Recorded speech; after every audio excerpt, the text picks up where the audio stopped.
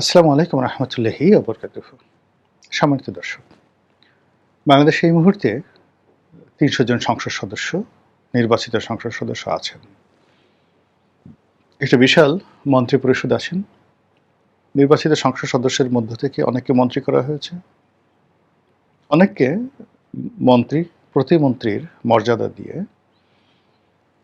তারপর তাদেরকে বিভিন্ন সরকারি দায়িত্বে নিয়োজিত করা হয়েছে। এর বাইরে সংসদ সদস্য পদে মহিলাদের নিয়োগ দেওয়া হয়েছে।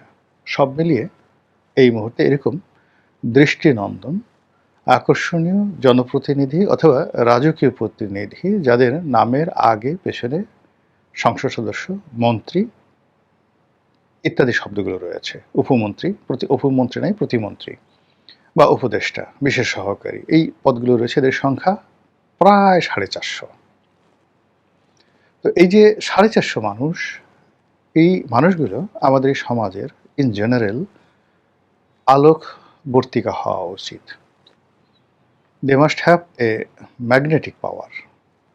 তারা যেখানে যাবে সেখানে তারা একেবারে একটা চুম্বক শক্তির মতো বসে থাকবে, আর চারিদিক থেকে প্রবলভাবে আকর্ষিত হয়ে জনগণ তাদের দিকে আসবে। রানী মৌমাছিকে কেন্দ্র করে পুরো একটা মৌচাকের লক্ষ লক্ষ মৌমাছি যেভাবে আবর্তিত হয়, যেভাবে একত্র থাকে, একটি মৌচাক ভেঙে দেওয়ার পরেও আর একটা মৌচাক তারা তৈরি করে এই রানী মৌমাছির নির্দেশে। রানীর জন্য তারা জীবন দেয়, রানীর জন্য তারা মধু সংগ্রহ করে, এবং সেই মধু সংগ্রহের যে প্রক্রিয়া, এটা আপনারা যদি জানেন আপনি অবাক হয়ে যাবেন। কোরআনে এই মৌমাছি নিয়ে একটা সূরা আছে।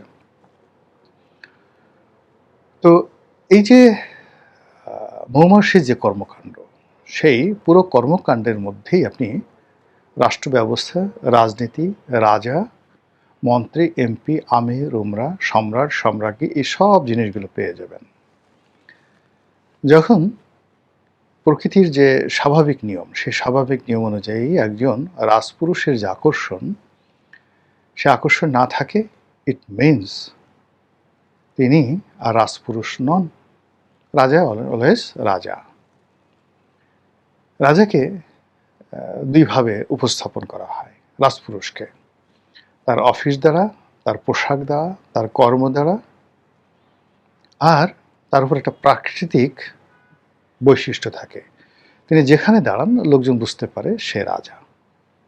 আমরা অতীতে যে গল্পগুলো পড়েছি, দেখেছি, শুনেছি, লক্ষ মানুষের মধ্যে একেবারে বেশহীন কোনো পোশাক আশাক ছাড়া আপনি দাঁড়িয়ে যাবেন, সঙ্গে সঙ্গে সে বলবে, মানে সে যদি বলে আমি রাজা, আশেপাশে সব মানুষ আনুগত্য প্রকাশ করবে। জাস্ট একটা ছোট্ট উদাহরণ দিই বোঝানোর জন্য। তার আগে একটু বলে নেই যে শিরোনাম নিয়ে আলোচনা করছি যে বর্তমানে যারা মন্ত্রী আছেন, এমপি আছেন, তাদেরকে ঘিরে মানুষের কোনো আকর্ষণ নেই, কোনো আগ্রহ নেই। এদেরকে দেখে মানুষ বলছে না আমাদের এমপি, আমাদের মন্ত্রী, আমাদের প্রধানমন্ত্রী, আমরা তাকে ভালোবাসি, আমরা তাদেরকে ভালোবাসি, তারা আমাদের জন্য কাজ করছে, উই আর মাস্ট গ্রেটফুল। মানুষের দৃষ্টিতে এই জিনিসগুলো ফুটে উঠছে না। কেন উঠছে না, কি উঠছে না সেগুলো বলবো, কিন্তু তার আগে কাহিনীটা বলে নেই। নেপোলিয়ন বোনাপার্ট, আপনারা জানেন মানবজাতির ইতিহাসে ৩-৪ জন যদি সর্বকালের মিলিটারি জিনিয়াস থাকেন, যারা একই সঙ্গে মিলিটারি জিনিয়াস বিশ্ব জয় করেছেন এবং একই সঙ্গে সুন্দর একটা শাসন ব্যবস্থা, একটা শাসনতান্ত্রিক প্রক্রিয়া এবং একটি যাকে বলা হয় সিস্টেমের সঙ্গে সঙ্গে লিখিত কোড অফ কন্ডাক্ট, এগুলো উপহার দিয়েছেন, তাদের মধ্যে প্রধানতম সম্রাট নেপোলিয়ন বোনাপার্ট। জীবনের উত্থান পতনে তিনি একবার পরাজিত হলেন এবং তাকে ব্রিটিশরা একটা দ্বীপে বন্দি করে রাখলো। তিনি যেখানে মারা গেলেন সেন্ট হেলেনা না, আরেকটা দ্বীপে।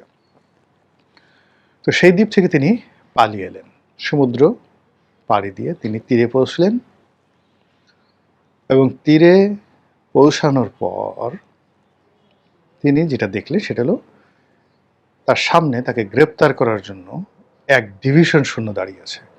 এক ডিভিশন সৈন্য মানে ৮,০০০ সৈন্য। ৮,০০০ সৈন্য যিনি আজকের যুগে একজন মেজর জেনারেল থাকেন এটার কমান্ডে। তো এরা সবাই ফ্রান্সের সৈনিক। নেপোলিয়ন বোনাপার্টের ক্ষমতা চলে যাওয়ার পরে যারা ক্ষমতায় ছিলেন তারা ব্রিটিশদের তাবেদার। এখন যেভাবে বাংলাদেশের অনেকে আমেরিকার তাবেদার বলা হচ্ছে, আগে যেভাবে ভারতের তাবেদার বলা হতো, ঠিক একইভাবে তারা ছিল ব্রিটিশ সাম্রাজ্যের তাবেদার। তো সেই তাবেদারদের একজন জেনারেল ৮,০০০ সৈন্য নিয়ে নেপোলিয়ন বোনাপার্টকে পেয়ে গেছে, একেবারে সমুদ্র থেকে নামছে। তো সম্রাট প্রথমে ধমক দিলেন, তোমরা কি করছো? আমি তোমাদের সম্রাট। এই কথা বলার সঙ্গে সঙ্গে মানে এই কি রাজসিক command, I am your king, এই কথা শোনার সঙ্গে সঙ্গে পুরো বাহিনী ৮,০০০ বাহিনী ইনক্লুডিং দ্য জেনারেল, সেই জেনারেল তারা তাদের অস্ত্র সমর্পণ করে সঙ্গে সঙ্গে মাথা নুয়ে বো করে আনুগত্য প্রকাশ করলো। জাস্ট একটা শব্দ, বুঝার চেষ্টা করেন তো। আজ বাংলাদেশে আসছে এবং এয়ারপোর্টে নামার পরে শেখ হাসিনা নামছে, নামার সঙ্গে সঙ্গে তাকে গ্রেপ্তার করার জন্য ৮,০০০ সৈন্য সেখানে গেছে, ইনক্লুডিং একজন লেফটেন্যান্ট জেনারেল, এবং সেম ঘটনাটা ঘটলো। তাহলে বুঝতে পারবেন যে what is the power of Sheikh Hasina. ঠিক সেম ঘটনা নেপোলিয়ন বোনাপার্টের ক্ষেত্রে ঘটছে। তিনি তাকে বলে দাঁড়াও, স্ট্যান্ড আপ, দাঁড়ালেন। তারপর তিনি সেই বাহিনীর নেতৃত্ব নিয়ে এই যে ওই দিন থেকে যুদ্ধ শুরু করলেন, আর এক দফা সেই তার বিজয়গাথা শুরু হলো। এরপরে তিনি ওয়াটারলু যুদ্ধে পরাজিত হলেন এবং সেন্ট হেলেনাতে গেলেন, কিন্তু এইটা দিয়ে তার দ্বিতীয় দফা শুরু হলো। এই হলো রাজার কমান্ড, এই হলো রাজার চরিত্র, এই হলো রাজার যোগ্যতা, এই হলো রাজাকে নিয়ে মানুষের আদিক্ষেতা, আকর্ষণ। তো সেই দিক থেকে এখন যারা এমপি আছেন, মন্ত্রী আছেন, বড় বড় পদ পদবিতে আছেন, তাদেরকে নিয়ে আমি আমাদের এই সমাজে এই ধরনের কোনো আদিক্ষেতা দেখিনি, কোনো আগ্রহ দেখিনি, কোনো আকর্ষণ দেখিনি। রাস্তাঘাট দিয়ে ওই যে মন্ত্রী যাচ্ছে, ওই যে এমপি যাচ্ছে, এই বিষয়গুলো দেখি না, বরং এটা কেমন যেন তাচ্ছিল্য। মন্ত্রী এমপিরা যে কথাগুলো বলছে, তারা ট্রলের শিকার হচ্ছেন, তাদেরকে নিয়ে তাচ্ছিল্য করা হচ্ছে, এবং তারা আগে মন্ত্রী এমপি হওয়ার আগে যে অবস্থায় ছিলেন সম্ভবত এখন তার সাথে আরও একটা বেজ্জুতির অবস্থায় পড়ে গেছেন। এদের সামাজিক কর্মকাণ্ড কমে গেছে, হাট বাজারে যাওয়া কমে গেছে, বন্ধুবান্ধবের সঙ্গে যোগাযোগ কমে গেছে, এবং এই সমস্ত লোকের সঙ্গে ইন জেনারেল আগে যে সকল বন্ধুবান্ধব তাদের ছিল তারা কেউ যোগাযোগ করছে না।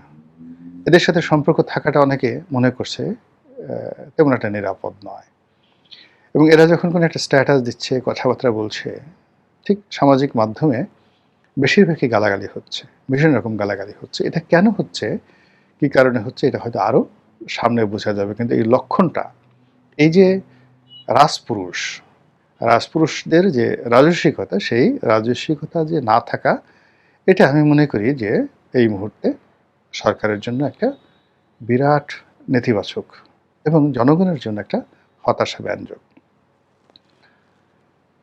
দ্বিতীয় যে বিষয়টি রয়েছে সেটি হলো চারিদিকে শুনশান নীরবতা। ঠিক একটা সমাজে যে ধরনের সরব থাকে, যে ধরনের গৌরব থাকে, যে ধরনের কলকোলাহলে মুখরিত থাকে, সমাজের একটা স্রোত থাকে। কিছু মানুষ স্রোতের অনুকূলে পাল তুলে, কিছু মানুষ স্রোতের বিপরীতে তারা সাঁতরায়, কিছু মানুষ বাতাসের অনুকূলে পাল তুলে, কিছু মানুষ বাতাস এবং জোয়ারের প্রতিকূলে গুণ টানতে থাকে, এবং এটা হলো সমাজের একটা স্বাভাবিক চিত্র। আর এখন সব নীরব, হাওয়া যেদিকে সেদিকে বাতাস দিচ্ছে সবাই, জোয়ার যেদিকে সেদিকেই নৌকা ছেড়ে দিয়েছে সবাই।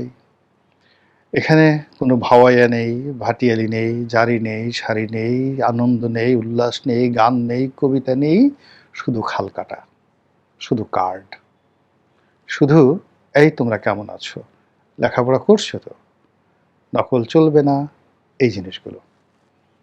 এই পর্যন্তই আগালাম, বাকিগুলো আপনারা যোগ করে নেন। তো এই যে সমাজের যে স্পন্দন, সে স্পন্দন স্টপ হয়ে গেছে। আর যখন চারিদিক থেকে স্টপ হয়ে যায়, গভীর রজনী আপনি অন্ধকারের মধ্যে ঝিঝি পোকা, এমনকি তেলাপোকার, এমনকি টিকটিকি, তাদের নড়াচড়ার শব্দগুলো শুনতে পান।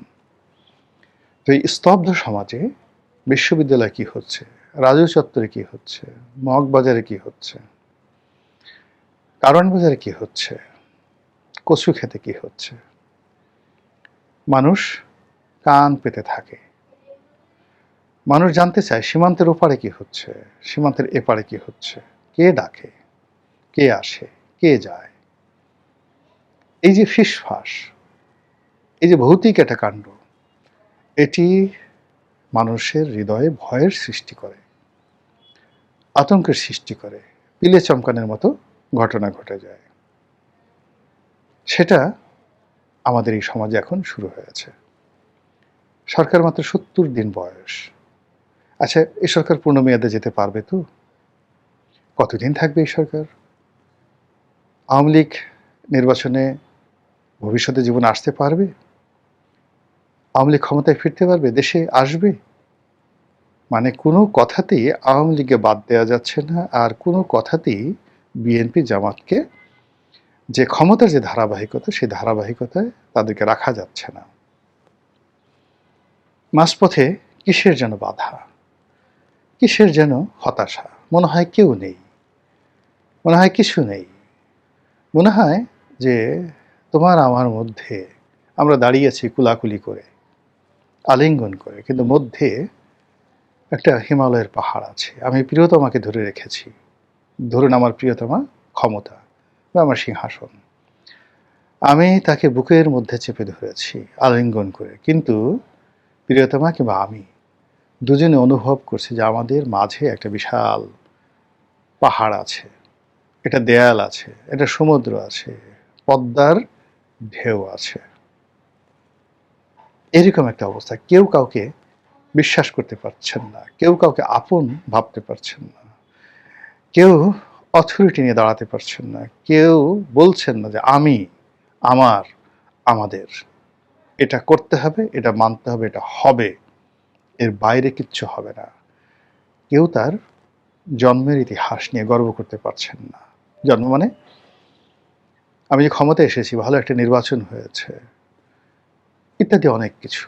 এগুলো নিয়ে একটা গর্বের বিষয় আছে। একটা নিজের জীবন, আমি যেহেতু নির্বাচন করেছি, বেশ কয়েকটি নির্বাচন করেছি, সংসদ সদস্য হয়েছি, দুটো বড় দলের একেবারে দুঃসময় এবং সুসময়। ১-১১-র সময় আওয়ামী লীগে ছিলাম, তো ওই সময় আওয়ামী লীগকে দেখেছি। তারপর তাদের সুসময়, আওয়ামী লীগের যখন ক্ষমতার একেবারে স্বর্ণ সময় ২০০৮ থেকে ২০১৪ সরকার দলীয় এমপি ছিলাম। আবার সরকার দলের এমপির বাইরে গিয়ে স্বাভাবিক একজন মানুষ হিসেবে ২০১৪ থেকে ১৮, ২০১৮ থেকে ২৪ পর্যন্ত সেই বিরোধী দলীয় বিএনপির এমপি প্রার্থী হিসেবে আওয়ামী লীগের তীব্র সেই যে উত্তাপ, সেটা অনুভব করেছি। দুই দলেরই যারা কর্তা ব্যক্তি, ক্ষমতাধর ব্যক্তি, তাদের অন্তরের কথা শুনেছি। এর মধ্যে অনেক বান্ধব আছে, অনেক বান্ধবী আছে। তো এত কিছুর মধ্যে যেটা দেখেছি যে স্বাভাবিক অবস্থায়, ধরেন আমি এমপি ছিলাম, আমাকে কেন্দ্র করে ওইরকম একটা চক্র ছিল, আকর্ষণের চক্র, যেখানে যেতাম এমপি সাহেব আসছে। তারপর এজ এ ব্যক্তি হিসেবে যেখানে গেছি অমুক আসছে। এমনকি এই যে ঠিক ইউনূসের জমানাতেও রাস্তাতে হাঁটছি, মানে মানুষ যে আমার দিকে তাকাতো, সেই তাকানোর যে জায়গাটার মধ্যে এক ধরনের এক্সপেকটেশন ছিল, শ্রদ্ধা ছিল, আকর্ষণ ছিল। সেই আকর্ষণগুলো এখন ইন জেনারেল, ইন পার্সন, এই বাংলায় আমি সহ কারোরই নেই। বাকি যা কিছু দেখছেন এগুলো তৈরি করা হচ্ছে মিডিয়ার মাধ্যমে, কিন্তু অন্তঃস্থল থেকে আকর্ষণটা আসছে না। ইটস ভেরি অ্যালার্মিং, ভীষণ রকম অ্যালার্মিং। এবং এগুলো অ্যালার্জি তৈরি করে। সর্বশেষ নানা রকম কথা ফিসফাস হচ্ছে, কানে কানে হচ্ছে, চুপি চুপি অনেক কথা হচ্ছে। অনেকে উচ্চারণ করছেন না, অনেকে ইঙ্গিতে বলছেন, ঠিক আছে তো? হ্যাঁ, হ্যাঁ, ঠিক আছে তো? হ্যাঁ, ঠিক আছে। হবে? হবে। চিন্তা করেন না, আচ্ছা ঠিক আছে, হবে, হবে। কি হবে? আর আগানো যাচ্ছে না। অনেকে ১ আঙ্গুল দেখাচ্ছে, অনেকে ২ আঙ্গুল দেখাচ্ছে, অনেকে ৫ আঙ্গুল দেখাচ্ছে। এর অর্থ কি? রাস্তাঘাটে আকার ইঙ্গিতে অনেক কিছু ঘটছে। ফলে ক্ষমতার যে বৃত্ত এবং বলয়, এর মধ্যে হাসি নেই। এর মধ্যে সহজাত যে নড়াচড়া নেই। সহজাত শব্দগুলো নেই। আর সেই যে ফিসফাস, প্রকাশ্য রাজপথে ফিসফাস, জনারণ্যে ফিসফাস, অন্ধকারে ফিসফাস, পর্দার আড়ালে ফিসফাস, কোথায় নিয়ে যাচ্ছে আমাদেরকে? কি হবে আমাদের এই দেশ এবং জাতির? কি হবে আমাদের পরিণতি? আল্লাহ ভালো জানেন। আসসালামু আলাইকুম রহমতুল্লাহি ওয়া বারাকাতুহু।